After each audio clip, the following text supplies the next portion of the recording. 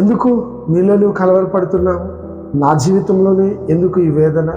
ఎందుకు ఈ పరిస్థితులని కలవరపడుతున్నావా? దానియేలు దేవునికి ఎంతో ఇష్టమైన కుమారుడు.